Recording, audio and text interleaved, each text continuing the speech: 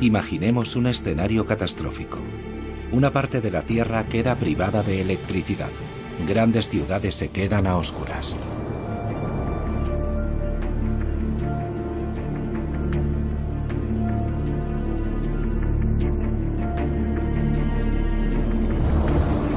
La meteorología espacial, el nacimiento de una nueva ciencia.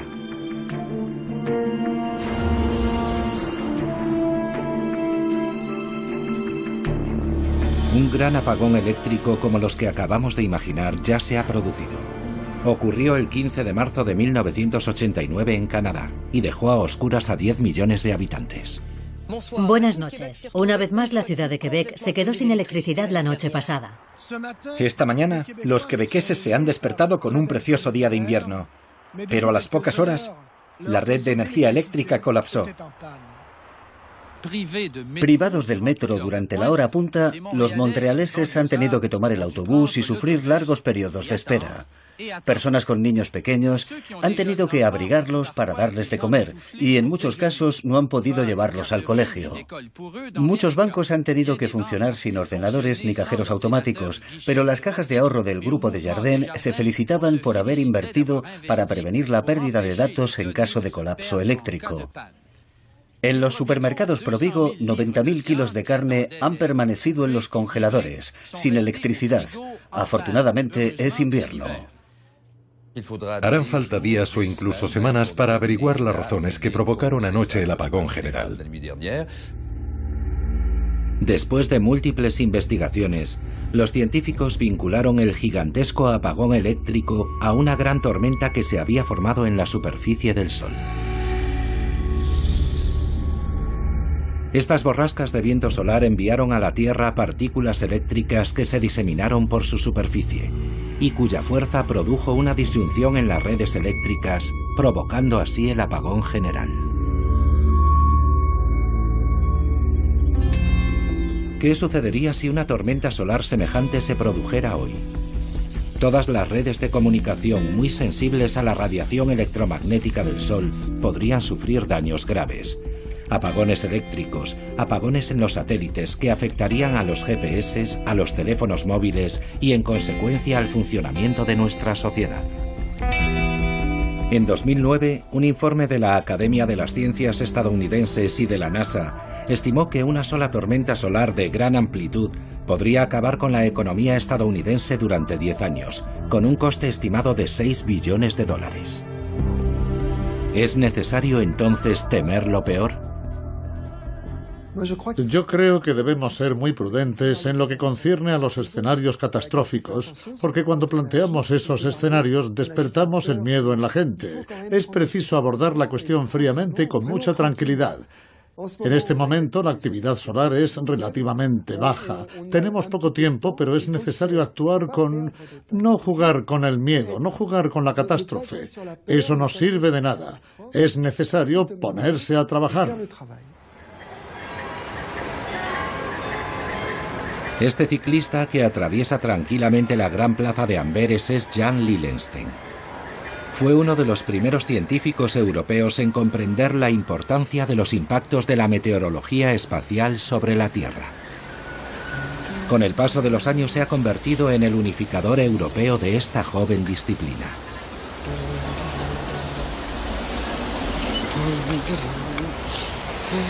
Desde hace 10 años organiza la Semana de la Meteorología Espacial, un acontecimiento que cada vez adquiere más importancia. Al principio era un coloquio en el que participaban un centenar de especialistas. Hoy son 400, que proceden del mundo entero y trabajan en campos muy diferentes, todos interesados en la meteorología espacial.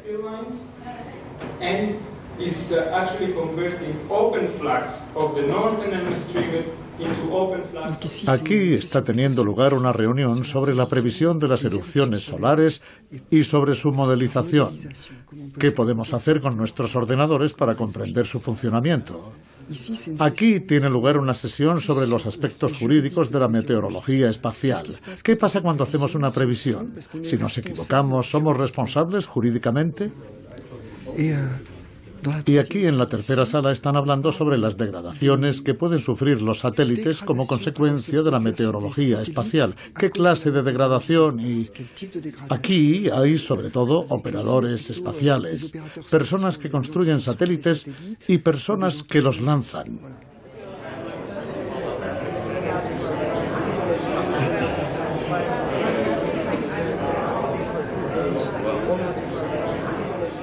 La meteorología espacial es dos cosas a la vez. Es un fenómeno, la actividad solar.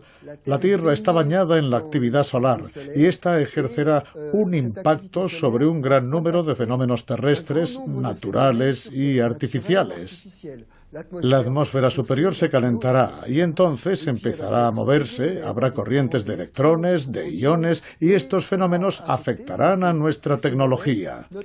Y luego está la disciplina que determina de qué forma se verá afectada, cuándo resultará afectada. ¿Será mañana, pasado mañana? ¿Podremos preverlo? ¿Seremos capaces de modelizarlo? ¿Seremos capaces de decirle a la gente, cuidado, van a tener un problema de tal magnitud en tal momento? Eso es una disciplina.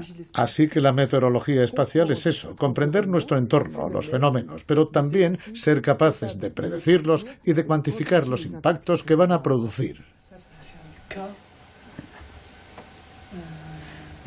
Aquí también hay que resolverlo. B0.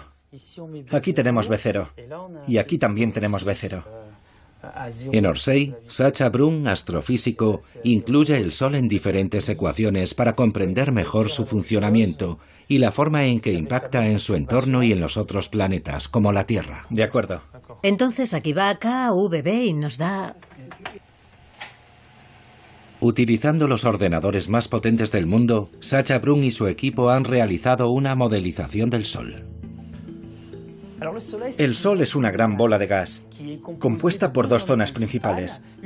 Una zona de convección en el exterior, donde hay movimientos muy turbulentos, y una zona interior, en la energía transportada por los fotones.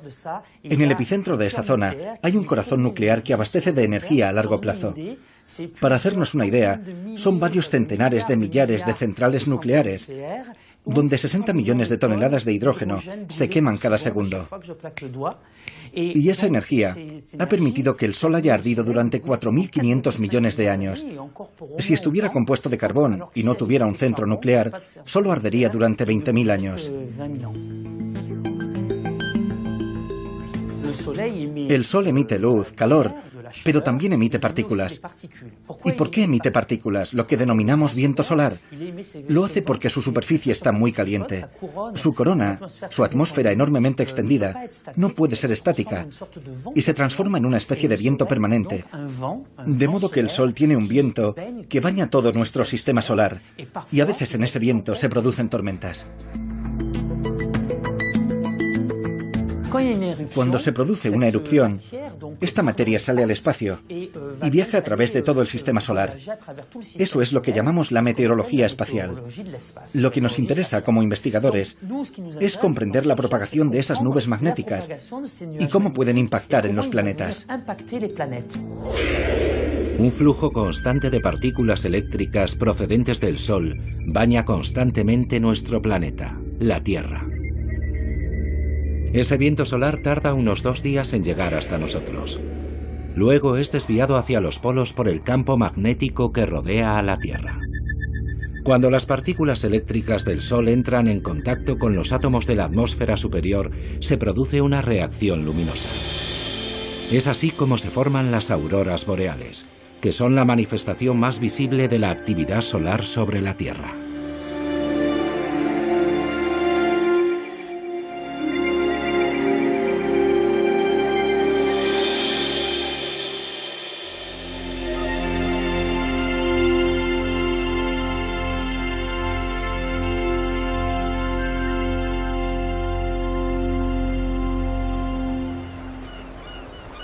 El círculo polar es el lugar ideal para observar las auroras boreales. En el norte de Noruega, en el fondo de un fiordo, lejos de las ciudades iluminadas y de toda actividad humana, se encuentra el radar EISCAT.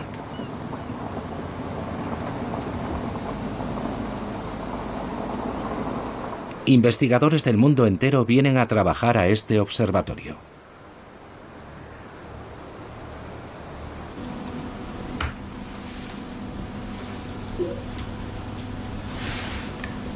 Jan Lillenstein y el astrofísico Mathieu Barthélemy vienen aquí desde hace 10 años en febrero, durante la noche polar, cuando las auroras boreales son más visibles.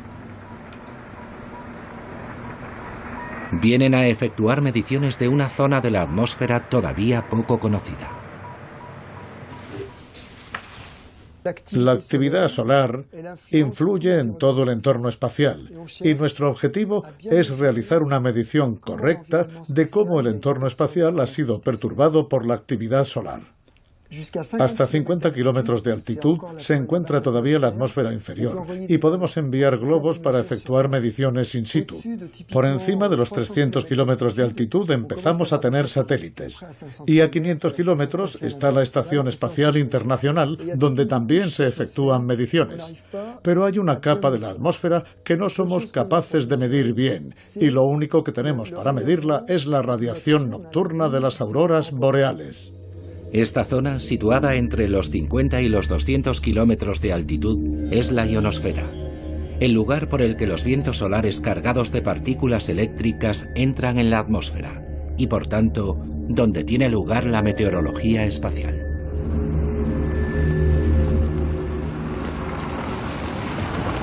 Para realizar las mediciones, Mathieu permanece en el observatorio. La temperatura es inferior a 25 grados bajo cero. Jan conducirá de noche durante 1 hora y media para llegar a un pequeño observatorio situado lejos de toda actividad humana. Aquí, la luz está prohibida, ya que podría perturbar todas las mediciones que Jan va a efectuar. Las auroras boreales pueden tener diferentes colores, y el equipo de Jan descubrió hace algunos años que la luz roja de las auroras estaba polarizada.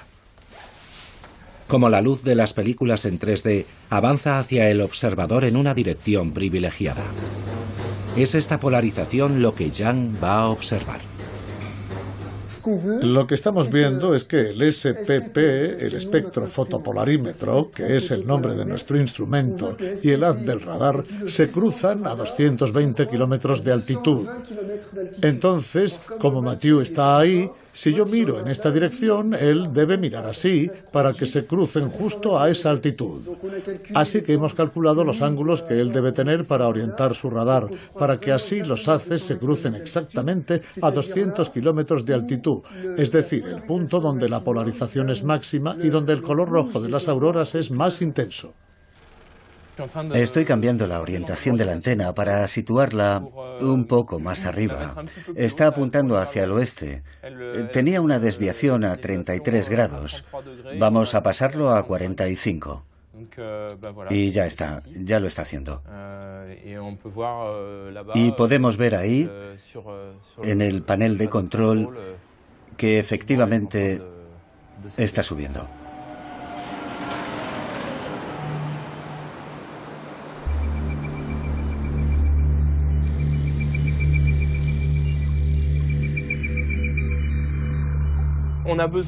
Ahora necesitamos llevar a cabo los dos experimentos de forma simultánea y en el mismo punto del cielo, para poder relacionar los datos del radar y los datos ópticos que obtengamos.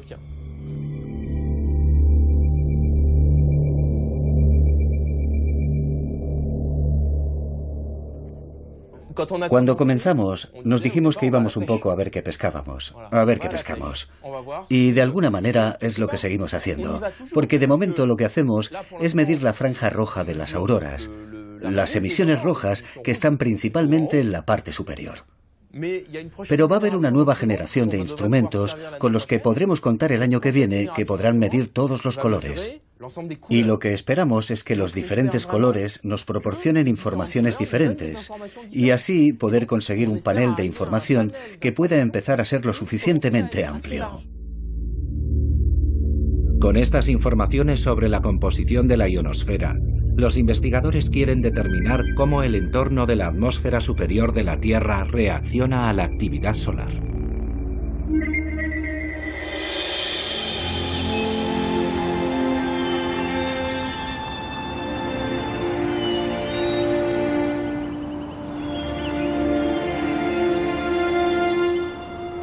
A finales del siglo XIX, un físico noruego, Christian Birkeland, había comprendido ya que las auroras boreales tenían una relación directa con el Sol. Construyó una herramienta, la tierrilla, que fue totalmente olvidada después de su muerte y redescubierta hace varios años. Hoy la tierrilla ha sido declarada monumento histórico en Noruega.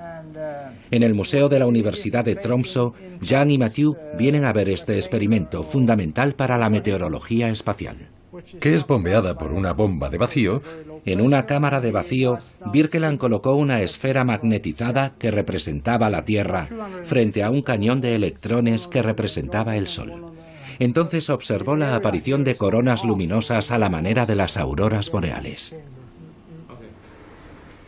Hace 4 años, Jan Lillensten y su equipo se inspiraron en el experimento ideado por Birkeland para crear la Planeterrela, un simulador que permite ver un gran número de interacciones entre el Sol y diferentes planetas. Una esfera representa el Sol y la otra esfera la Tierra o cualquier otro planeta del sistema solar. Jan ha ideado un experimento fácil de mostrar para que el gran público pueda contemplarlo. Hoy va a presentarlo a un grupo de estudiantes de las afueras de Grenoble, con los que está desarrollando un proyecto pedagógico. Buenos días. Me llamo Jan Lillensten y conozco a algunos de vosotros. Me alegra, sí, me alegra veros. Estáis todos en quinto, ¿verdad? Sí. Sí. Muy bien. ¿Veis bien todos? Si no, también podéis colocaros detrás de mí. Muy bien. Lo que voy a hacer para empezar es conectar esta boquilla al polo negativo de la pila y será una estrella. Y luego voy a conectar esta esfera al polo positivo y será un planeta. Y dentro de cada esfera he colocado un imán. ¿Sabéis que la Tierra es como un imán? Utilizamos una brújula, ¿sí? ¿Todo el mundo sabe eso? Sí. Vamos a ver qué ocurre. ¿Podemos apagar la luz? Es necesario que nuestros ojos se habitúen un poco. Dios mío, qué bonito. Voy a explicaros qué es lo que estamos viendo. Eso que estamos viendo son gigantes en el espacio y estamos viendo este Sol y este planeta como si fueran gigantes, extraterrestres en una nave espacial. Ahora voy a hacer otra cosa. Voy a efectuar un cambio. Muy bien, estoy introduciendo aire. Ahora, con un poco más de aire en la campana, aunque sigue habiendo un vacío bastante grande, vemos las cosas más brillantes. Vemos que cuando la electricidad se acerca a la Tierra, hay una zona brillante en el espacio y se ve muy bien cómo la electricidad se distribuye hacia el norte o hacia el sur magnéticos del planeta. Y lo que vamos a ver ahora es lo que denominamos líneas de campos magnéticos. Así que esto nos permite visualizar lo invisible, ver de una forma muy sencilla lo que se enseña en la universidad y que para la mayoría de los estudiantes no son más que ecuaciones de lo invisible. ¿Entendéis? ¿Es súper complicado lo que os estoy explicando? No, se entiende. No, sois súper listos. Estudiad todos ciencias porque sois súper listos. ¿Tenéis alguna pregunta? ¿No? Entonces vamos a encender la luz.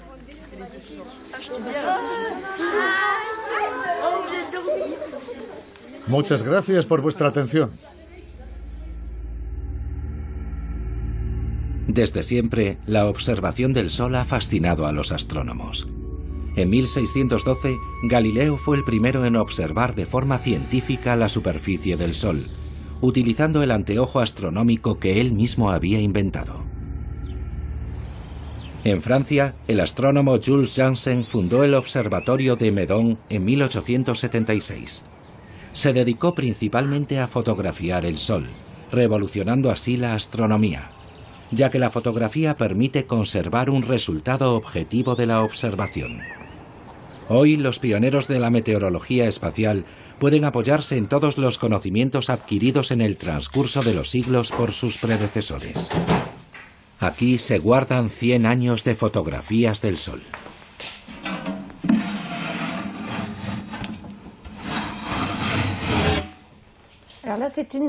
Esta es una de las primeras placas para la observación del Sol de Janssen. Data de 1888 y se ven muchas manchas en el Sol, en el centro, Y es muy interesante, porque vemos la sombra y la penumbra. Aquí hay una colección de 4 cajas de 40 por 40. Después, en 1908, las observaciones continuaron y se denominaron observaciones sistemáticas. Son placas más pequeñas, de 13 por 18. Aquí tienen una. Y estas placas se utilizaron hasta 1981. Luego se utilizaron las hojas fotográficas y después pasó a ser totalmente digital con el espectroliógrafo digital desde 2002. Así que yo he escaneado desde el año 1908 hasta 1926. Todavía queda toda esta parte por escanear, esta parte, esa, hasta 1974. Así que quedan unos 50 años por escanear, lo que supondrá unos 15 o 20 años de trabajo y supongo que antes de eso ya me habré jubilado. Es una colección única de placas de vidrio. Solamente hay un lapsus en las observaciones solares durante la guerra, desde el 14 hasta el 18, porque no había observador.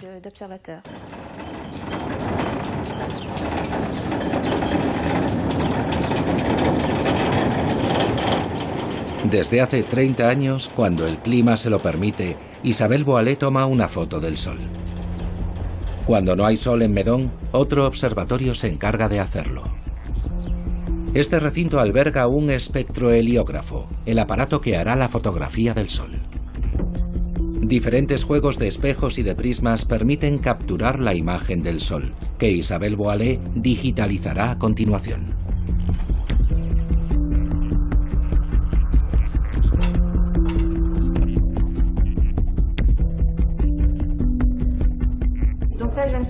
Acabo de capturar una imagen en directo y enseguida vamos a ver qué ha captado.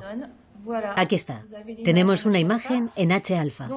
Aquí podemos ver que hay nubes que por desgracia ya han pasado, pero es una buena imagen porque podemos ver las regiones activas y los filamentos. Así que la voy a registrar. Esto que vemos aquí son los filamentos. Son zonas más oscuras, es gas, la materia más fría. Y en los extremos vemos las protuberancias, que aquí no se ven muy bien, y por eso hacemos postprotuberancias. Aquí lo tenemos, es un eclipse artificial. Una protuberancia es materia, es gas que se escapa del Sol y entra en el espacio. Aquí podemos ver cómo se escapa, vemos esta materia que se escapa del Sol. Aquí podemos ver una protuberancia en el extremo este que forma un filamento sobre el disco y una protuberancia en el extremo oeste, y pueden volver a aparecer tras una rotación solar. Aquí vemos una región activa que comienza a ser brillante. Es el principio de una erupción solar y se produce alrededor de manchas solares. Las manchas son la manifestación visible de la actividad solar. Es por tanto en estas regiones donde se originan las tormentas solares. En general, las manchas solares se desarrollan y desaparecen en el transcurso de varias semanas. Algunas pueden ocupar extensiones de hasta 200.000 kilómetros cuadrados.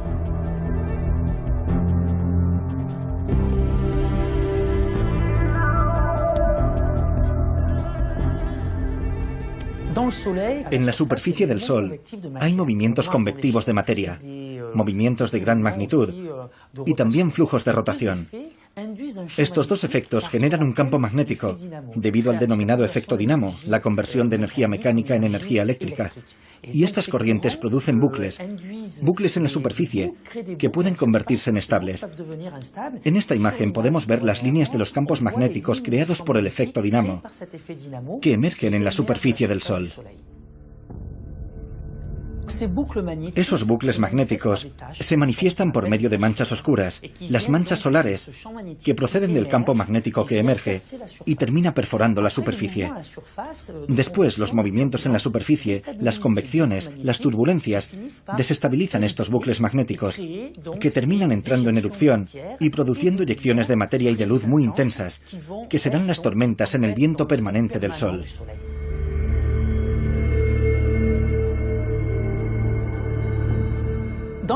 En los periodos de calma, más o menos cada 3 días, se produce una gran erupción, llamada eyección de masa coronal. Y en los periodos activos, se producen unas 3 erupciones al día. Así que tenemos prácticamente un factor 10 entre el mínimo y el máximo de actividad solar. Y depende totalmente de su geoeficacia el que terminen impactando o no en la Tierra. Todas las erupciones que se producen en el Sol no impactan obligatoriamente en la Tierra.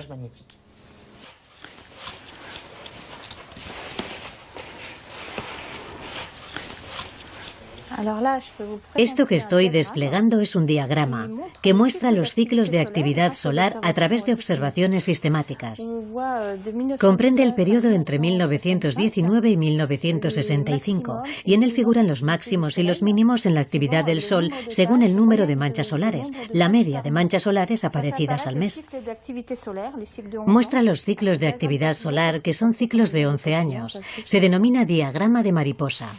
Abarca un periodo de 40 años y continúa haciéndose en la actualidad a partir de ciclos de actividad de 11 años. Sin embargo, fue durante un ciclo de baja actividad cuando se produjo la mayor tormenta solar jamás registrada en la Tierra. Se le llamó Evento Carrington. El 1 de septiembre de 1859, el astrónomo inglés Richard Carrington observó unas enormes manchas solares de las que realizó unos bocetos. A la noche siguiente se observaron auroras boreales hasta en el Caribe, con una luminosidad tan intensa que según testimonios de la época se podía leer el periódico en plena noche. Las corrientes eléctricas se propagaron por el suelo. Varios telégrafos se incendiaron y muchos telegrafistas sufrieron descargas eléctricas. Si este evento se produjese hoy en día, las consecuencias serían incalculables.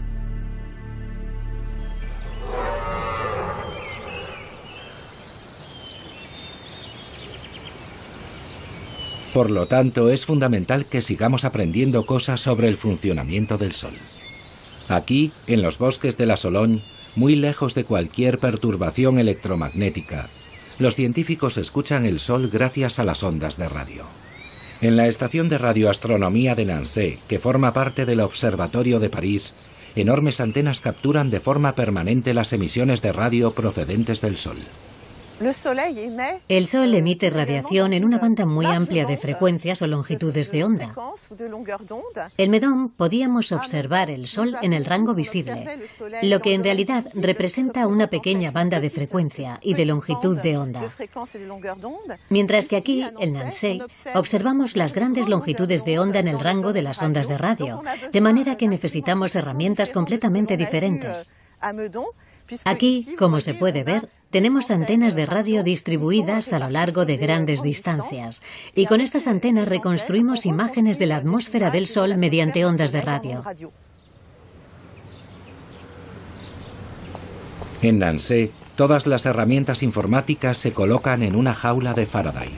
Este recinto se emplea para proteger los equipos de las perturbaciones electromagnéticas y eléctricas externas.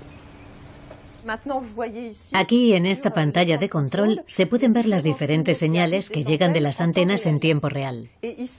Y aquí, en esta otra pantalla, se muestran imágenes de la corona solar, que se reconstruyen casi en tiempo real, y que son observadas en 8 frecuencias diferentes. Esto nos proporciona una visión tridimensional de la corona del Sol. Por desgracia, en este preciso momento, la imagen que tenemos del Sol no es muy buena, porque casualmente tenemos un parásito que interfiere con la imagen del Sol. En la actualidad resulta cada vez más complicado realizar observaciones de radio a nivel del suelo, debido a la proliferación de teléfonos móviles y todo tipo de instrumentos asociados a las nuevas tecnologías. El entorno electromagnético global está cada vez más congestionado y, por lo tanto, resulta muy difícil tener un lugar completamente libre de parásitos. Atención a la cuenta atrás. Para liberarse de esta contaminación terrestre tan intensa, los científicos se apoyan cada vez más en las observaciones del Sol realizadas por multitud de satélites. Ignición. Atención, plano del motor Vulcano. Plano del cohete. Atención, plano del despegue.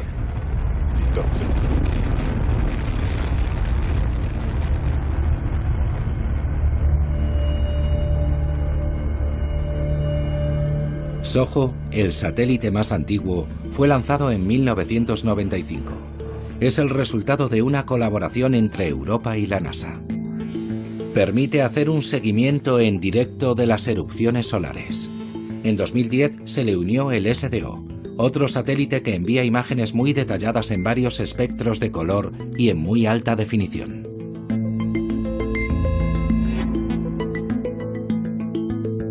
Otro satélite, ACE, está posicionado entre el Sol y la Tierra. Como si se tratase de una baliza, analiza la composición del viento solar que pasa a través de él y puede dar la alerta 30 minutos antes de que una tormenta geomagnética alcance la Tierra.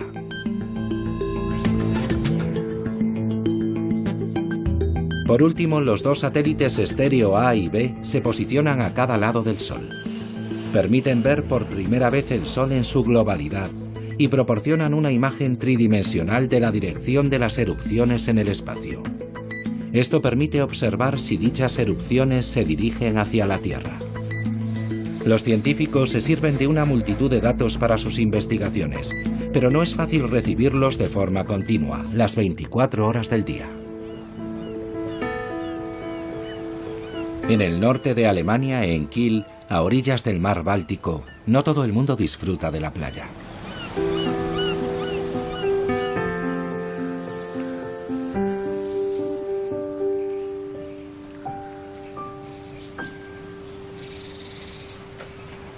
Per Dudek es profesor de geografía jubilado y un apasionado radioaficionado. Recuperó un equipo civil y militar impresionante y con la ayuda de un amigo construyó una estación de escucha en su jardín. Un día se sorprendió al recibir una llamada de la NASA. La NASA me preguntó, además de a otros observatorios, si disponía de tiempo para recibir los datos de los satélites estéreo, porque estaban, y lo siguen estando, en una situación difícil. Sus sondas, enviadas a todas partes, a Marte, a Júpiter, han funcionado mucho más tiempo de lo que habían previsto y no tienen capacidad suficiente para recopilar toda esa información, así que nos llamaron para solicitar nuestra ayuda. De este modo se convirtió en voluntario de la NASA. Contribuye a la recogida de datos, que luego son accesibles a todo el mundo, científicos y aficionados. Aquí se puede ver el receptor.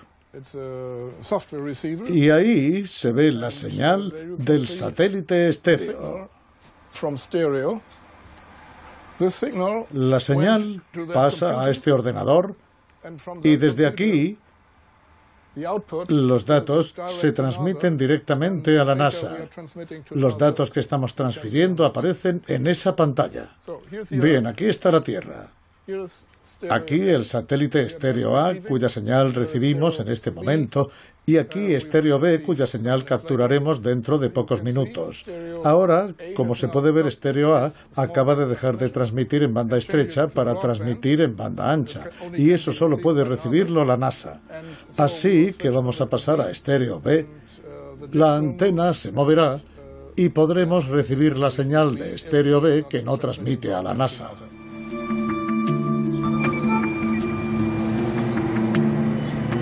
Europa ha tomado conciencia de la importancia de la meteorología espacial y de sus consecuencias, que podrían resultar vitales para la actividad económica. En abril de 2013, el Real Observatorio de Bélgica se convirtió en el Centro Europeo de Coordinación de Meteorología Espacial. 24 horas al día, 7 días a la semana, los meteorólogos del espacio montan guardia para identificar lo antes posible las tormentas solares. Cada semana los científicos se reúnen para hacer un balance. Otros investigadores pueden intervenir a través de videoconferencia. Hoy es el caso de Jan Lillenstein.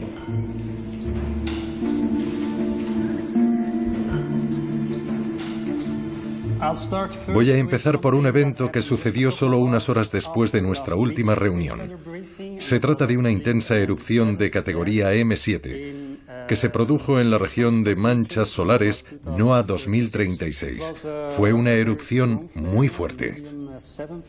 Podremos seguir observándola gracias a las imágenes del satélite estéreo. Sí, por supuesto, ya que continuará su trayectoria por detrás del Sol. Estaremos preparados cuando vuelva a aparecer en menos de 2 semanas. Sí, exacto. Así que en 2 semanas podremos verlo ya del otro lado del Sol, saliendo por detrás. Sí, por el este, eso es. La erupción que se produjo ayer no es la primera del año. Es la 30ª de categoría X que hemos tenido desde que comenzó el ciclo actual. Es bastante normal que se den este tipo de tormentas y continuarán sucediendo durante los próximos años. ¿Observasteis signos precursores de esas erupciones antes de que llegaran? No hubo ningún indicio. Estas reuniones permiten identificar las principales tendencias de las perturbaciones solares de cara al futuro. Cada pronosticador debe redactar un boletín de meteorología espacial. Esta ciencia está todavía en ciernes, tal como estaba la meteorología terrestre en sus inicios. Al iniciarse una erupción, hay que prever si tendrá o no efecto sobre la Tierra. Para ello, hacemos un seguimiento constante de las erupciones.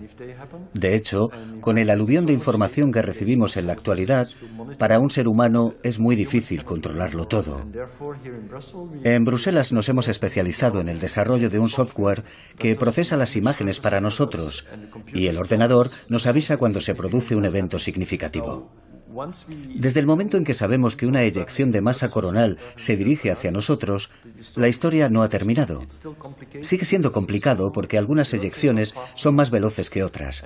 Si una erupción lenta es seguida por una rápida, la rápida alcanzará a la primera y la eyección será doblemente intensa.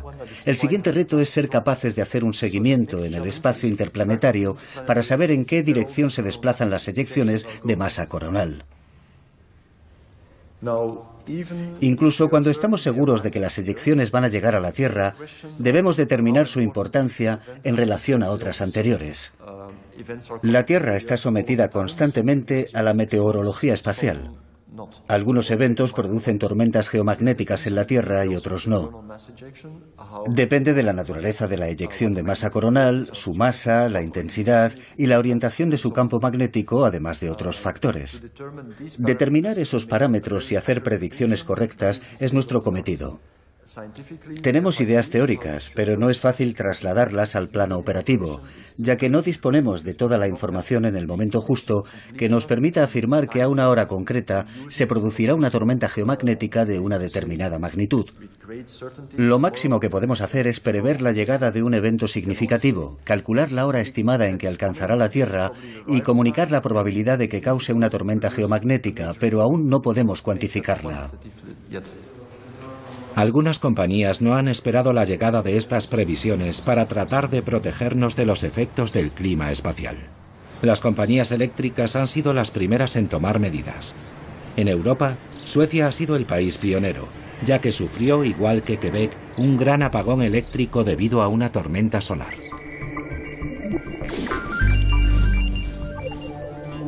El satélite SOHO nos muestra la imagen de dicha tormenta, que sumió a la ciudad de Malmö en la oscuridad el 31 de octubre de 2003. La tormenta fue de tal magnitud que cegó el dispositivo que debía medirla. Una simulación europea muestra cómo las corrientes generadas en el suelo por la tormenta solar provocaron una sobrecarga en los transformadores a medida que iba llegando a la Tierra. Aquí, en Ludvika, a 200 kilómetros al noroeste de Estocolmo, se encuentra uno de los pocos centros de investigación y fabricación de transformadores del mundo. Los transformadores son dispositivos muy complejos de montar y se requiere una experiencia especial. Por tanto, se necesitaría mucho tiempo para renovarlos si resultaran dañados por una tormenta solar, ya que para estos dispositivos no existe ningún stock.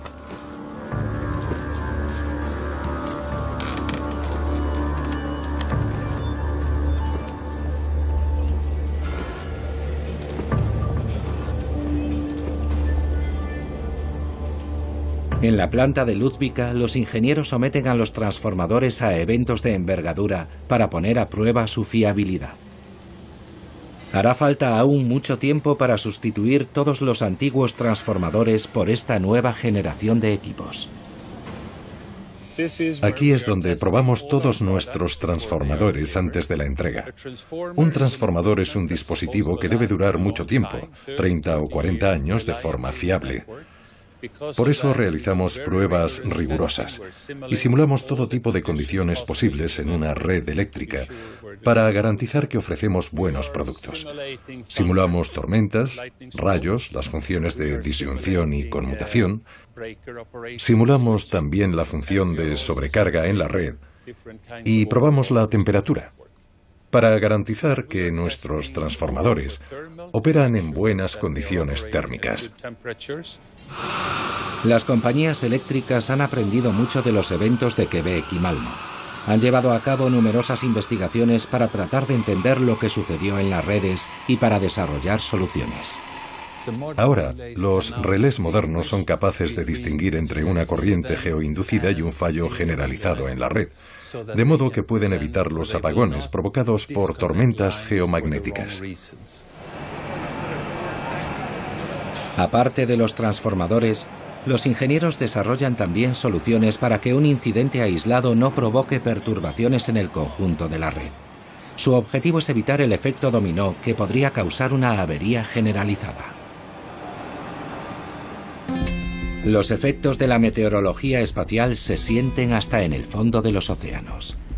El Île-de-Bats es un buque cablero que a una profundidad de 6.000 metros despliega un cable de fibra óptica capaz de transmitir el equivalente a 120 millones de llamadas telefónicas simultáneamente.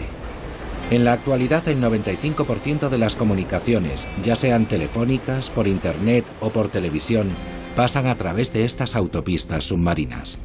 En los años 70, los ingenieros instalaron cables de cobre, sin imaginar que la presencia de este metal podría tener graves consecuencias.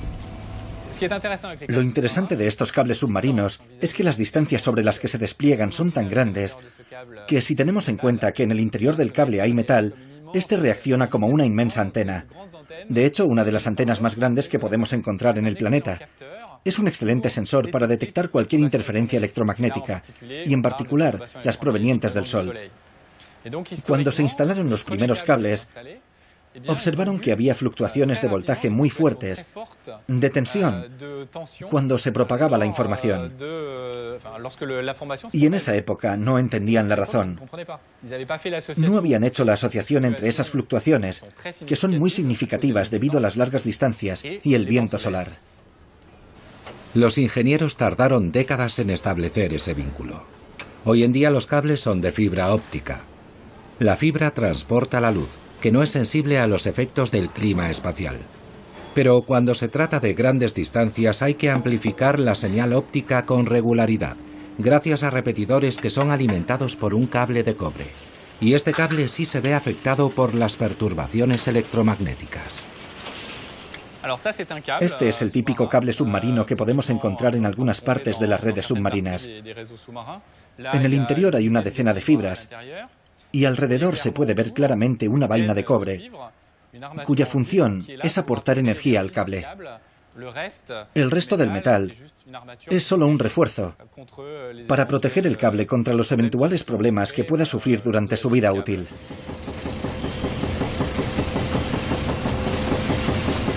En la actualidad, las compañías eléctricas han integrado el riesgo vinculado a los cables de cobre.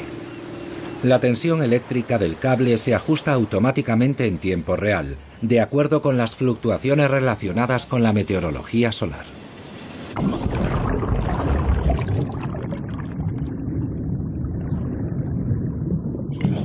Ya sea en tierra o en el fondo del mar, es difícil escapar a la influencia de la meteorología espacial. Pero el cielo tampoco se libra de ella. Esa es la razón por la que hay que vigilar los satélites. El Centro de Telemetría Láser del Observatorio de la Costa Azul está especializado en la vigilancia de satélites. Si se produce una tormenta solar, las ondas utilizadas por los satélites de geolocalización sufren perturbaciones. Para comprobar con precisión milimétrica la distancia entre el satélite y la Tierra, es necesario medirla con la ayuda de un rayo láser. Hola, Dominique. Hola. Bueno, ¿cuál es el programa de observación para esta noche? Acabo de imprimirlo ahora mismo. Bueno, tenemos una docena de satélites. De satélites, sí. Voy a prepararlos. Muy bien. De acuerdo. 4, 3, 2, 1. Puedes iniciar el seguimiento. Iniciado. Ahora he enviado las posiciones al telescopio. Muy bien. Ya han sido enviadas. De acuerdo, sí. Ya ha empezado. Ya se mueve. Vamos a buscar el satélite Galileo. Y cuando estemos sobre él, activas el láser. Ahora mismo lo activo. Muy bien. En 3 segundos, 2, 1, listo. Activado. Muy bien. Ya puedes enviar el láser. Ya está. Perfecto. Láser enviado. Muy bien, láser enviado. ¿Y recibimos el eco del láser? Sí, sí. Muy bien. Ya lo tenemos. El satélite está a 23.569 kilómetros. Estamos midiendo la distancia, el recorrido de ida y vuelta con un margen de error de centímetros. Un margen muy pequeño. Sí.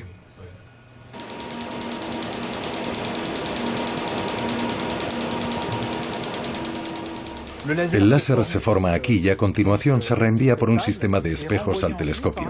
Cada impulso láser es extremadamente energético, con el objetivo de alcanzar satélites situados en órbitas muy altas, como la constelación de satélites GNSS, es decir, la constelación GPS, que se encuentra a 25.000 kilómetros, entre 20.000 y 25.000 kilómetros.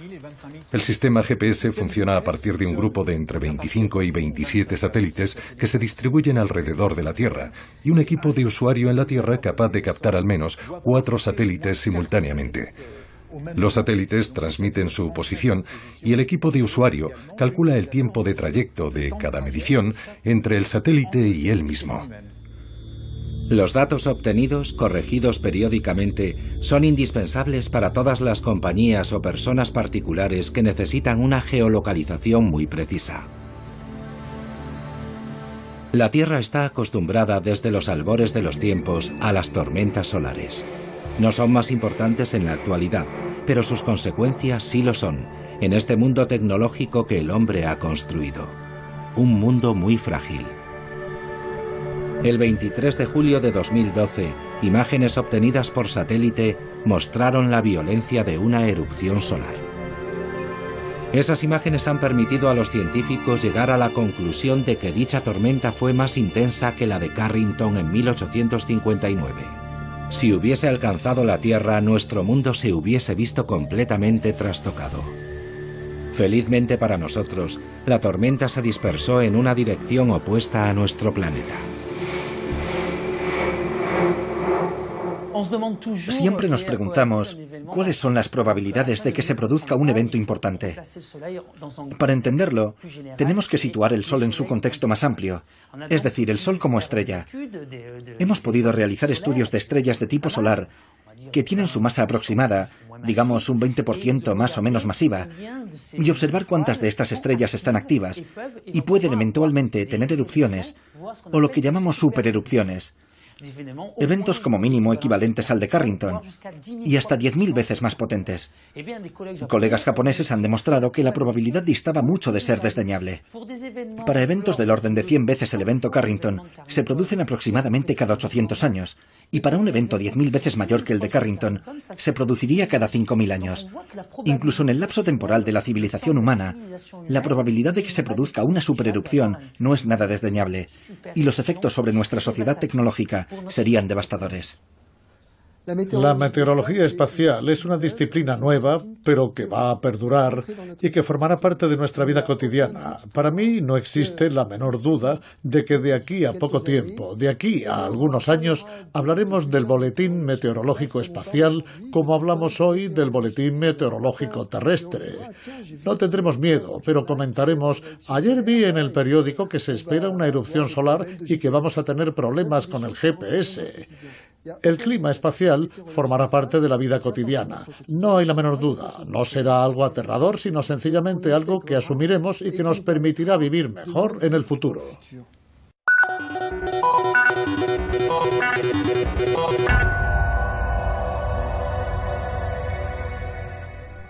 Señoras y señores, buenas tardes. La noche pasada, poco después de la medianoche, una erupción solar muy intensa se produjo en la superficie del Sol. En los próximos días, el viento solar podría soplar a una velocidad superior a la normal, una velocidad que podría alcanzar 2100 kilómetros por segundo. Se espera una gran tormenta geomagnética en el hemisferio norte.